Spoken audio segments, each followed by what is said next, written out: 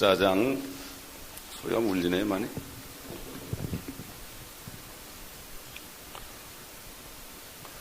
14장 17절부터 20절까지 제가 봉독하겠습니다. 14장 17절부터 20절까지 울려요 아직도. 그 후에 또 다른 천사가 하늘에 있는 성전에서 나오는데 그 역시 예리한 낫을 가졌더라.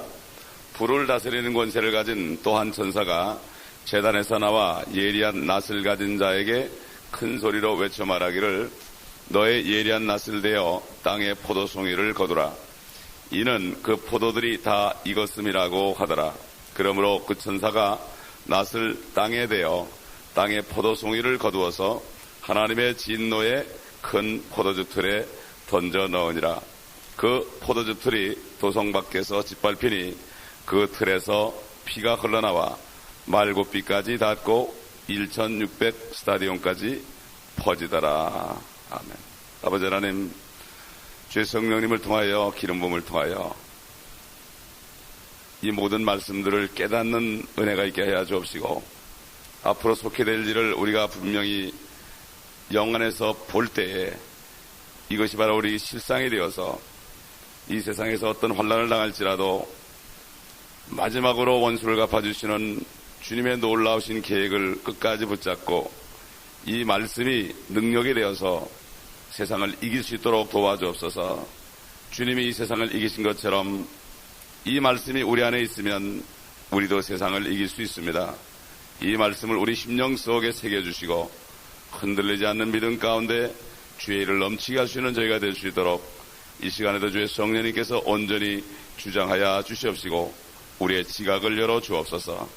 우리 구주 예수 그리스도의 이름으로 기도드리나이다. 아멘. 우리가 하나님의 큰 뜻을 우리가 항상 머릿속에 우리 마음속에 확실히 가지고 있어야 됩니다. 하나님의 크신 뜻은 사실 에베소서 1장에 사도 바울을 통해서 주셨습니다. 그리스도 안에서 우리를 택해서 하나님의 자녀로 입양하는 겁니다. 이것은 세상의 기초를 놓기 이전에 천지를 창조하기 이전에 계획된 것입니다. 그런데 사탄이라는 존재가 죄를 가져왔기 때문에 결국은 하나님이 사람이 돼서 정말 초림이냐 재림이냐, 신학자들이 초림이냐 재림이냐, 이건 신학자들이 만든 얘기지 성경에 초림 재림이라는 말이 없습니다. 그냥 주님이 오시는 겁니다. 그런데 죄가 이 세상에 들어왔기 때문에 먼저 한번 오시다 가신 거지, 정말 성경 전체의 결론은 주님이 이 땅에 오시는 겁니다. 왜 그렇습니까? 이 땅이라는 거는 이 땅에서 하나님의 자녀들이 태어나는 모태 같기 때문에 여기서 하나님의 자녀를 만드시려고 세상의 기초를 놓기 이전에 여기서 태어나는 사람들을 통해서 하나님의 자녀 만들려고 지구를 멋있게 만들어놨는데 이 에덴 동산을 사탄이가 파괴했습니다. 여러분 기억나시죠? 아담과 이브가 범죄하자마자 주님이 아담에게 찾아왔죠. 네가 왜 먹었느냐? 하나님께서 주신 그 여자가 내게 주기로 먹었나이다. 그러니까 더 이상 얘기하지 않고 여자에게 갔죠. 너는 왜 먹었느냐? 뱀이 꿰물어 먹었나이다.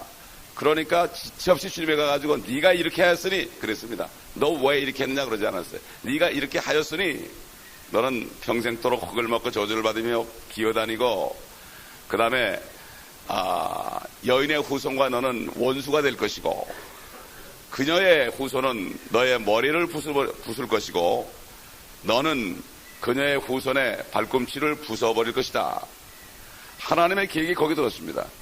하나님의 계획은, 원래 계획은 하나님의 많은 자녀들, 독생자 예수 그리스도 외에 많은 하나님의 자녀들이 나오게 해가지고 하나님이 좀 영광을 받으려고 그러는데 사탄이가 죄를 가져오는 바람에 죄를 가지고 영생을 하게 되면은 안 되니까 일단은 저주 속에 우리를 쳐넣었지만은 그러나 하나님의 계획은 결국은 끝까지 이루시는 겁니다. 사탄이가 방해했을지라도 하나님은 사탄인을 제거하고 죄를 제거하고 그 계획을 끝까지 이루시는 하나님이심을 알아야 됩니다. 여러분 다 같이 로마서 16장을 보겠습니다.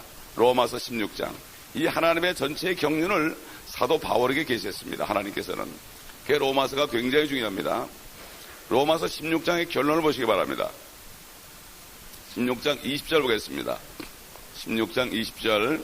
평강의 하나님께서 사탄을 속히 너희의 발 아래에서 부수실 것이니라. 에덴 동산에서 뱀에게 그녀의 후손이 네 머리를 부술 것이다 그랬죠. 똑같이 부술 것이다 그랬어요. 사탄을 속히 너희 발 아래에서 부수실 것이니라. 우리 주 예수 그리스도의 은혜가 너희와 함께 있을지어다. 아멘. 이러고 로마서가 사실 끝나는 거예요. 뒤에는 이제 문안입니다. 문안. 그래가지고 25절 보시게 되면요, 이제 이 신비의 계시대로 나의 복음과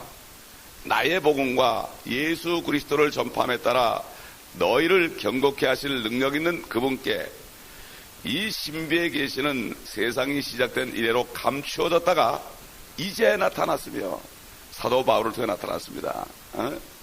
에베소서가 굉장히 중요합니다. 영원하신 하나님의 명령에 따라 선지자들의 성경을 통하여 믿음으로 순종하게 하고자 모든 민족에게 알려진 것이니 곧 홀로 지혜로우신 하나님께 예수 그리스도를 통하여 영광이 영원토록 있을지어다.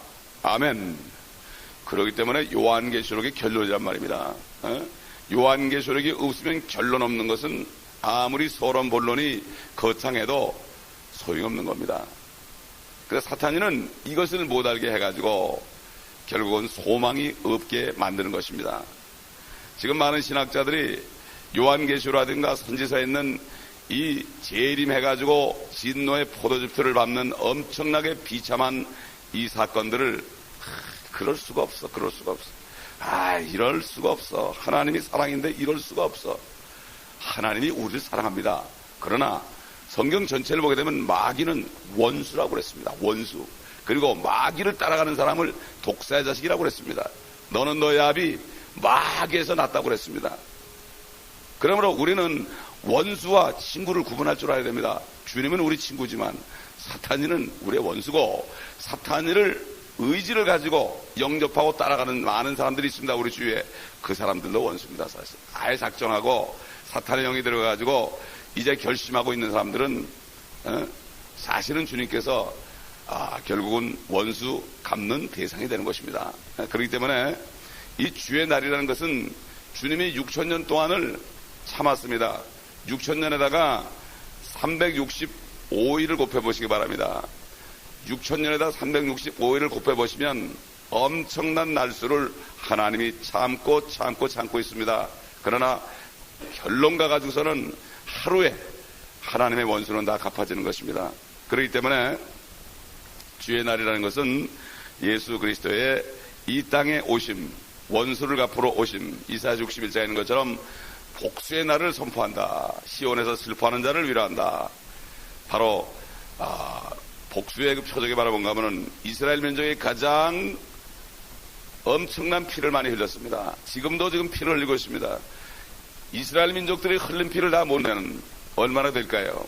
아마 주님께서 오시면 이스라엘 민족들과 크리스찬들이 흘린 피를 그만큼은 아마 흘리게 할 거예요. 그렇기 때문에 우리가 이 말씀에서 본 대로 얼마나 피가 많이 흐르느냐, 바로 이스라엘에 있는 그 팔레스타인 지역에 피의 강이 흐를 것인데 높이는 한 3피트 정도 되고 말고피까지 오고 길이는 160마일의 피강이 흐를 것이라는 걸 얘기했습니다. 그것만 보게 되면 하나님이 왜 이렇게 잔인할까? 그러나 6,000년 동안 인간들이 하나님의 사람들을 죽인 것은 생각지도 않습니다. 그렇기 때문에 신학자들이 아직까지도 주님 편을 들지 않고 세상 편을 드는 겁니다. 휴머니즘, 인간을 사랑하고 불쌍히 여기고 동정하는 거, 이거 휴머니즘인데 하나님께서는 휴머니즘을 배격하십니다. 인간을 사랑하지 말고 하나님을 사랑하라고 했습니다. 하나님 사랑 안에서 사랑하라고 했습니다. 그렇기 때문에 참 많은 지금 뭐 가톨릭도 그렇고요. 모든 대부분의 개신교라고는 그런 장로교나 루터교나 침례교나 감리교 이런 교파들 대부분이 문자 그대로 주님이 이 땅에 우리 원수를 갚으러 오시는 것을 부인합니다.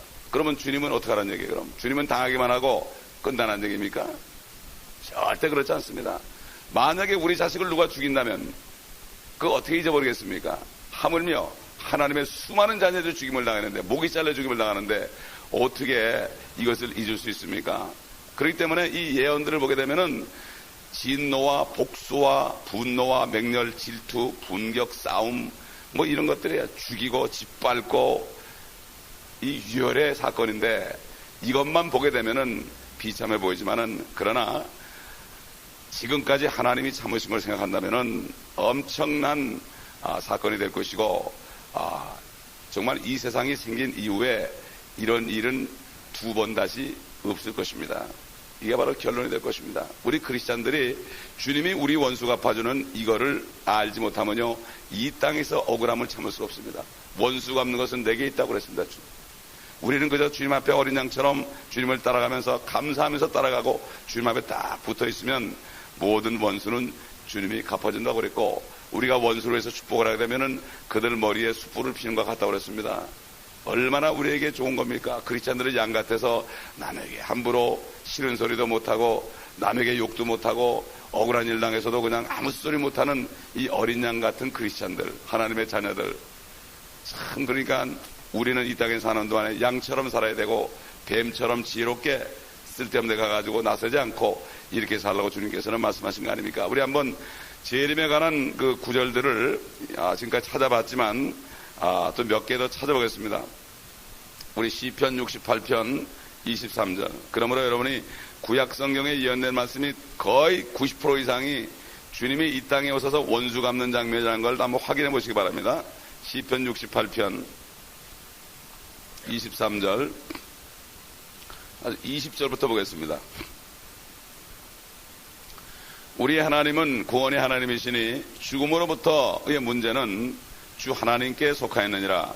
그러나 하나님께서는 그의 원수들의 머리를 상하게 하시리니 여전히 자기 죄가를 행하는 자의 정수리에 하시리라. 주께서 말씀하시기를 내가 바산에서 다시 데려올 것이요 내가 내 백성을 깊은 바다에서 다시 데려오리라. 네 발이 네 원수들의 피에 잠기고 네 개들의 혀도 거기 잠기리라 하셨도다. 오 하나님이여, 그들이 주의 행차하심을 보았으니 곧 나의 하나님 나의 왕이 성소에 행차하심이니이다. 여러분, 이 성경에요, 하나님을 왕이라고 부를 때는 재림할 때입니다. 여러분, 지금 우리 그리스도인들에게 주님은 왕이 아닙니다. 우리의 주님이고 우리의 신랑입니다. 주님이 재림할 때 비로소 만왕의 왕으로 만주의 주로 오십니다. 그렇기 때문에 특히 구약의 왕으로 나올 때는 전부 재림 때입니다. 이게 재림 때입니다. 그렇기 때문에 이거 알아야 되죠. 그 다음에 우리 사사기, 옛날 성경 사사기고 지금은 재판관기, 저지. 더 저지 그러면 재판관이죠. 재판관기 5장 21절. 5장 21절. 키송강이 그들을 쓸어버렸으니 그 옛강 키송강이라 오 내 호나 네가 힘차게 발을 내디뎠도다. 그때 그들의 용사들이 빨리 달림으로 인하여 말발굽이 부러졌도다. 주의 천사가 말하기를 너희는 메로스를 저주하라.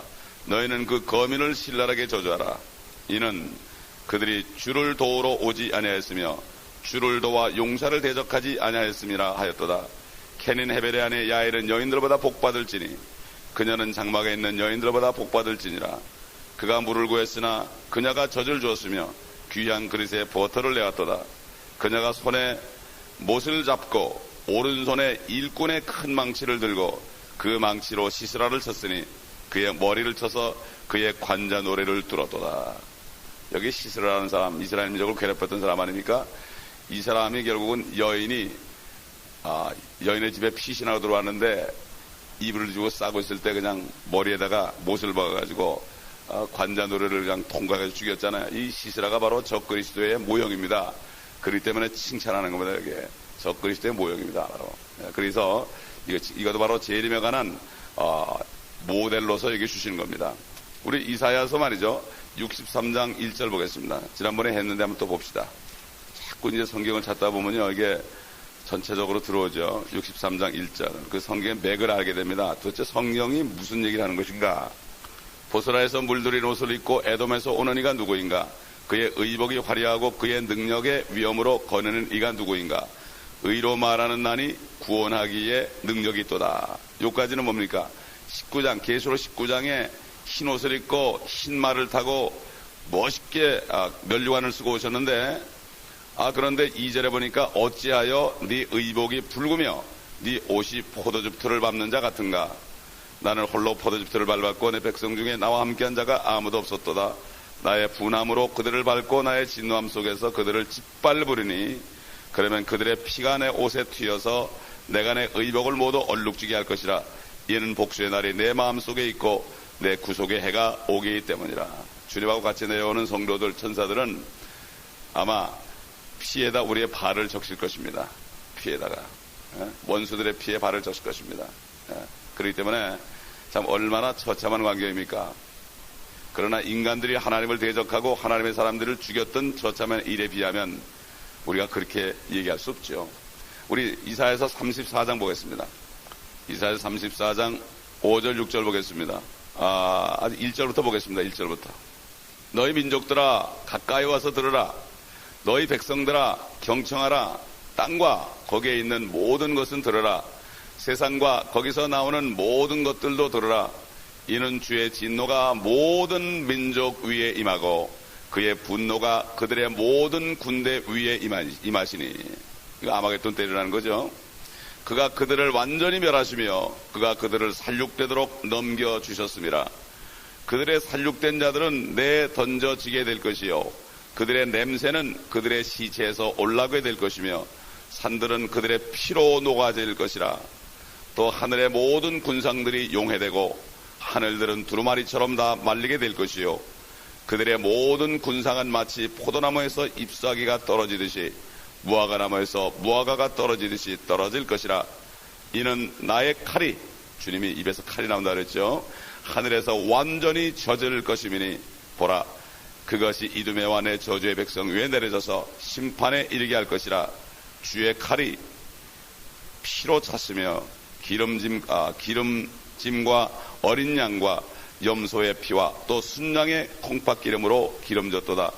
이는 주께서 보스라에서 아까 그 이사야서도 나오죠. 63장에 보스라에서 희생을 내시며 이두메 땅에서 큰 살육을 내심이라. 이게 똑같은 얘기 아닙니까? 지금 전부 이런 결국 성경 결론은 그겁니다. 그러나 은혜 가운데 우리를 이렇게 태어나게 하셔가지고 우리를 하늘로 들려 올려가지고 같이 오실 거라 이거예요. 그러니 참 우리가 받은 이 은혜가 얼마나 큰지 모릅니다. 우리 한번 그 하박국을 말이죠. 다시 한번 찾아봅시다. 하박국 3장 찾아봅시다. 하박국 3장을 보겠습니다. 여기 보면은 그 시기온옷으로 드린 선지자 하박국의 기도인데 결국 이게 뭡니까? 성령께서 기도를 시켰는데 예언을 한 겁니다. 예언한 거예요. 예언한 겁니다. 주여 2절 내가 주의 말씀하신 것을 듣고 무서웠나이다. 주여 수년 내에 주의 일을 소생케 하소서. 수년 내에 알려지게 하소서. 진노 가운데서도 자비를 기억하소서. 하나님은 대만으로부터 오시며 거룩하신 분은 파란 산으로부터 오셨도다. 이게 말이 주님이 이렇게 쭉 보면 재림하시는 통로를 보면요.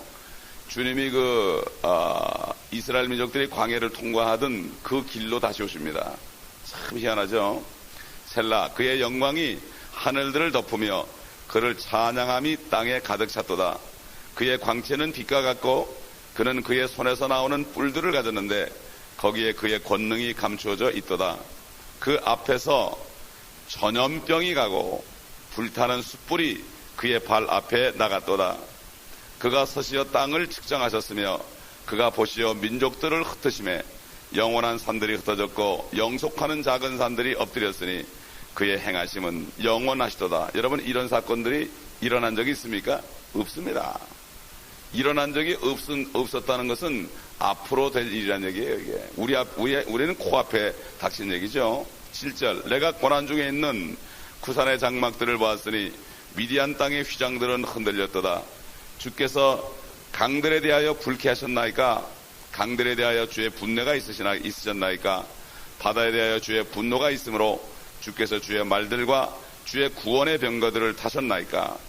지파들의 맹세, 즉 주의 말씀에 따라 주의 활이 아주 말끔해졌나이다. 셀라. 주께서는 강들로 땅을 쪼개 놓으셨나이다. 산들이 주를 보고 떨었으며 물에 넘침이 지나갔으니 기품이 그의 음성을 내며 그의 손을 높이 들었나이다. 해와 달이 아직도 그들의 처소에 멈춰 섰으니 그들이 주의 화살들의 빛과 주의 번쩍이는 창의 광채로 갔나이다. 주께서는 붕괴 가운데 땅을 활보하셨으며 분노 가운데서 이방을 밟으셨나이다. 이게 포도즙을 밟는 거죠. 또 이방을 밟으셨나이다. 주께서는 주의 백성의 구원을 위하여 곧 주의 기름 부음 받은 자와 함께하는 구원을 위하여 나가시어 그 기초를 끝까지 드러내심으로써 악인의 집에서 그 머리에 상처를 입히셨나이다. 사탄이를. 셀라 그러는 건 전부 환란 때 하는 겁니다. 셀라라는 것이 바로 그 사해바다 남쪽에 있는 지역이죠. 셀라, 페트라 지역에 페트라입니다. 이 셀라라는 건 전부 환란 중에 부르짖는 기도입니다. 14절. 주께서는 그의 막대기들로 그의 마을들의 우두머리를 찌르셨나이다. 그들이 회오리 바람처럼 나와서 나를 흩트려 하나이다. 그들의 즐거움은 가난한 자를 몰래 삼키는 것이니이다. 주께서는 말들을 타시고 바다 곧 큰 물 무더기를 통과하셨나이다. 하늘에는 엄청난 물을 통과한 거죠. 내가 듣자 내 배가 떨리며 내 입술이 그 음성에 떠니 썩음이 내 뼈속으로 들어왔으며 내가 내 안에서 떨었으니 이는 고난의 날에 내가 쉬고자 하였음이라. 그가 백성에게로 올라오면 그의 군대와 더불어 그들을 심략하리라. 이 하박국도 다니엘이나 사도 요한처럼 이 재림의 광경을 실질적으로 본 겁니다. 영안에서 보고 정말 까무러친 겁니다. 사실 까무러친 거예요. 사색이 된 거예요. 그 다음에 17절 보세요. 이제 17절에 동그라미가 있잖아요. 동그라미가 있습니다. 이제 이걸 본 다음에 어떤 고백이 나오는가. 비록 무화과나무가 무성하지 않으며 포도나무들의 열매가 없고 올리브나무의 수고가 헛것이 되고 밭들이 양식을 내지 못하며 우리들에게 양떼가 끊어지고 외양간들의 솥대가 없을지라도 나는 여전히 주 안에서 기뻐할 것이요 나는 내 구원의 하나님 안에서 즐거워하리라.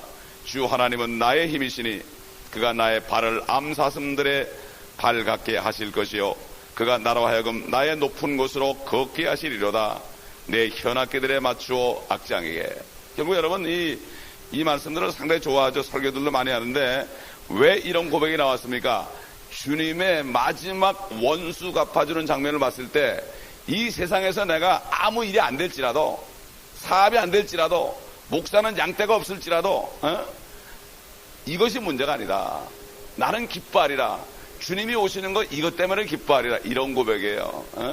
사실 주님의 재림을 기다리지 않는 사람들은 기쁨이 있을 수가 없습니다. 기쁨이 가장한 기쁨이지 있을 수가 없습니다. 그렇기 때문에 이 모든 구절들이 말이죠. 참 예수 그리스도께서 유대인들이 포도주를 만들 때 잔뜩 포도틀에다 집어넣고 맨발로 들어가서 밟는 것처럼 무차별하게 진노의 포도즙틀을 밟을 것을 말씀하시는 것이고, 그렇게 되면은 그냥 그 무릎까지도 막 그냥 뻘건 포도에 물이 튀지 않겠습니까? 이것을 여기에 아주 상세하게 말씀들에게 여기 기록해 놓고 있는 겁니다. 그러니까 주의 날에는 나중에 아마겟돈에 2억의 군대들이 온다고 그랬잖아요. 2억의 군대들이 한꺼번에 죽임을 당했을 때 한번 상상해 보세요. 2억 20만도 아니고 200만도 아니고요 2천만도 아니고요 2억 그러면은 우리 남한 인구의 5배입니다. 남한 인구의 5배가 한꺼번에 죽었어요. 피를 흘리면서. 그것도 그러니까 피가 말고 피가 적어 낙동강 정도 되는 160마일의 그 피강이 생긴다는 겁니다. 누구를 위해서? 우리의 원수를 갚아주기 위해서, 이스라엘 민족의 원수를 갚아주기 위해서. 그렇기 때문에 이 땅에서 아무리 억울한 일을 당해도요, 주님께서 오시면은 다 해결됩니다. 여러분, 이 소망을 갖지 않으면 이 마지막 때는 기쁨을 유지할 수가 없단 말입니다. 그렇기 때문에 우리는 이 성경 구절을 계속 여러분 구약 성경을 읽을 때 대부분이 보게 되면은 전부가 앞으로 오실 주님입니다. 초림에 가는 건 조금 있어요. 초림에 가는 건 조금 있고 전부 마지막에 사탄을 부서뜨리고 오시는 그러한 약속을 이루기 위해서 오시는 장면입니다. 그렇기 때문에 하늘과 땅이 다시 사탄과 범죄하기 이전의 상태로, 죄가 없는 상태로 다시 회복되는 것이 바로 하나님의 계획인 것입니다. 그렇기 때문에 주님께서는 더 이상 어린 양처럼 오시지 않고 성난 사자처럼 오십니다.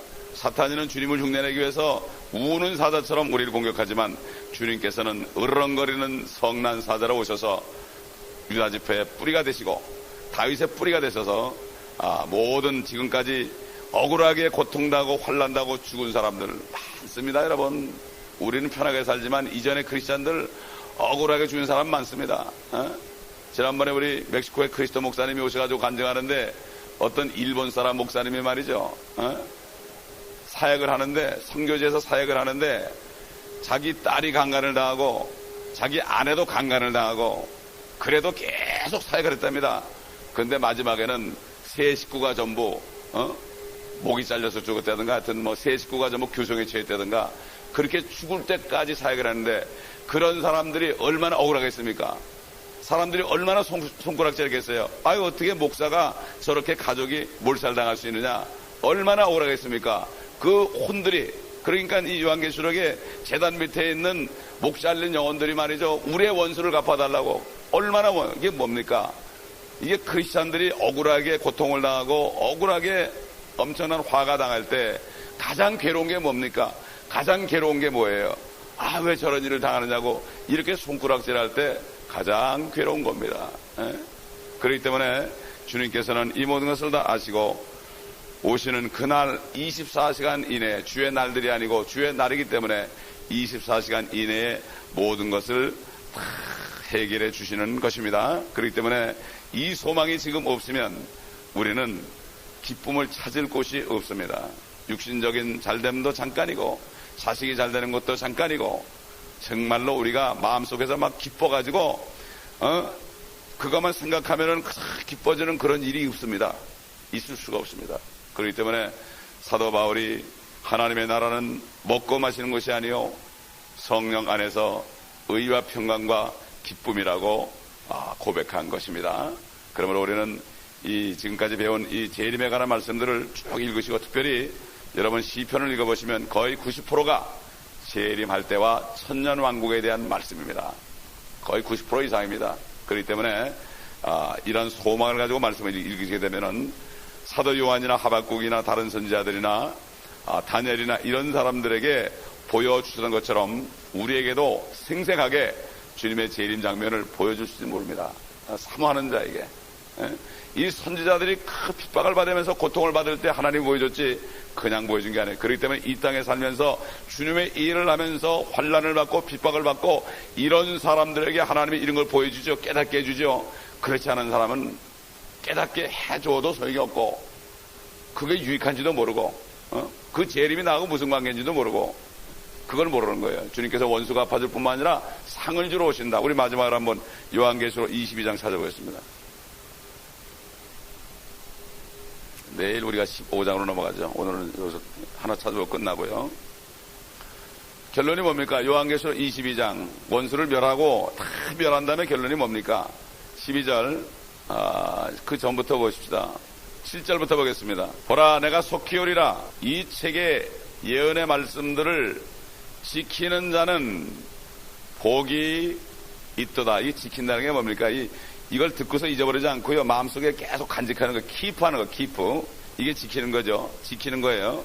뭘 행한다는 뜻이 아닙니다. 우린 지킨다 그러면 뭘 자꾸 안식일을 지키고 이런 식으로 생각하는데, 이 지키는 거는 이 말씀을 계속 간직하고 이게 없어지지 않도록, 빼앗기지 않도록 지키라 이거예요. 이 책의 예언의 말씀들을 지키는 자는 복이 있도다라고 하더라.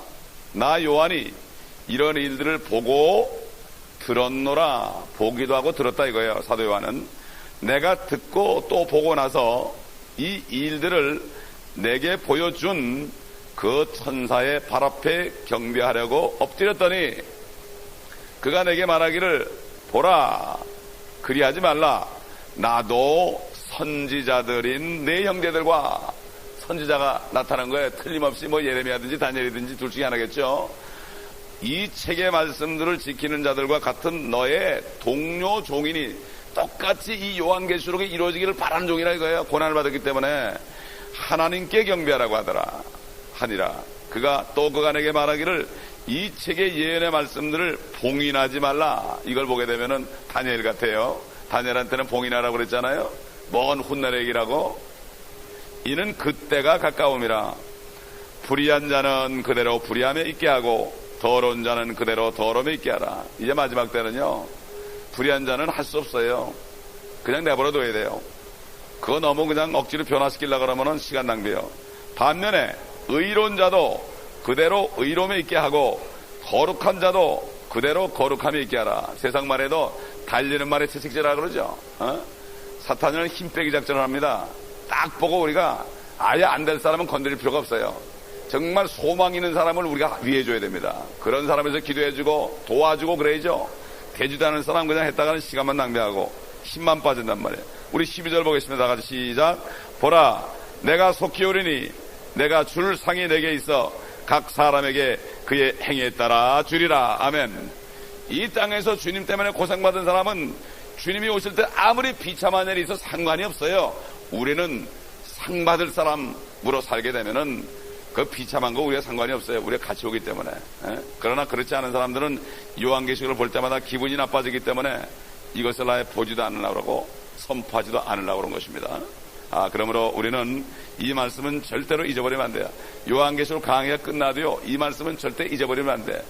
듣고 나중에 잊어버리면 소용이 없어요. 쏟아버리면. 끝까지 주님 오시라 할까지 그 약속을 간직할 때 우리는 아까 그 하박국이 얘기한 대로 나는 주 안에서 기뻐하리라. 내 구원을 주신 하나님을 인하여 기뻐하리라. 바로 이것이 구원받은 사실을 잊지 않는 그 첫사랑을 충만히 가지고 첫사랑을 잃지 않고 사는 비결입니다. 요한계시록을 깨달을 때 우리가 첫사랑을 잃지 않습니다. 이것을 우리가 분명히 알아야 됩니다. 그러므로 여러분 이 말씀 안에 위로받으시면서 오늘도 승리하시는 여러분 되시기 바랍니다. 기도하겠습니다.